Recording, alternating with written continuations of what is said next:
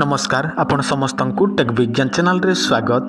बंधुगण आज मु आपको यह वीडियो गोटे चमत्कार तांत्रिक प्रयोग विधि कहवाक जाऊँगी। जदि आपण मैंने यह प्रयोग करेंगे ताहले आपण मैंने दुनियार सबुठारु शक्तिशाली होइजिबे। आपण मैंने समस्ते जानती गोटे घोड़ारे असीमित शक्ति एवं असीमित तेज थाए, से पवन बेगरे मध्य गति करिपारे। तो चलतु जानी नेबा सही तांत्रिक प्रयोग विधि।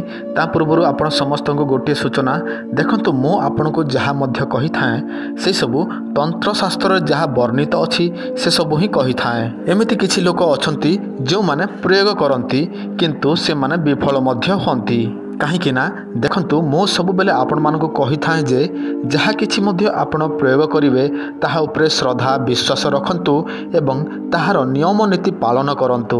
जदि एमिति जे चाहिबो सी प्रयोग करि परिबो ताहले एही दुनिया रे असंभव बोली किछि रहिबो नाही। किंतु जो मानकर एहा उपरे श्रद्धा अछि विश्वास अछि एवं से मानकर दक्षता अछि से माने ही कोनोसी तंत्र मंत्र जंत्र प्रयोग करि पारंती। आउ जो मानकर मन सब बेले डहल विकल हेउथाए, जो मानक मन रे सब बेले संदेह सृष्टि हुए, से माने केबे हेले मध्य एही परीक्षा तंत्र मंत्र जंत्र कार्य करि पारिबे नाही। आपन स्क्रीन रे गोटे लिखित अवस्था रे गोटे स्क्रीनशॉट देखा जाउछि। आपण माने जदि हिंदी पढ़ी ताहले आपण निजे पढ़ंतु, नचेत मु आपन को कहि दउछि ध्यान देकी सुनंतु। रविवार दिन कौन करिवे, गोटे मंजी नेबे। क्यों मंजी नेबे? आंकुल गछर मंजी नेबे एवं सही मंजी को कौन करिवे, घोड़ार मुखरे पुरई देबे।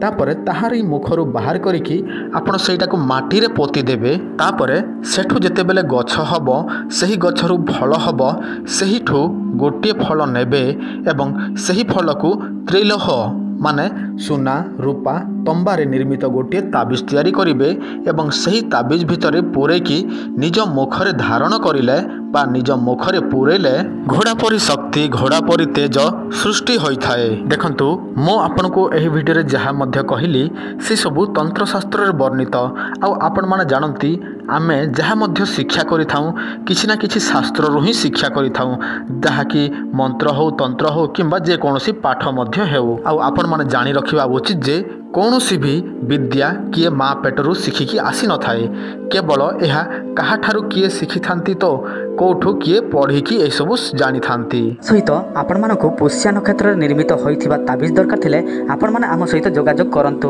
जो ताबिजटी अष्ट धातु रे तयारी होइछि सेटार प्राइस होछि 1500 टंका। आ जोटा सिंपल मेटल रे तयारी होइछि ताहार प्राइस होछि 750 टंका।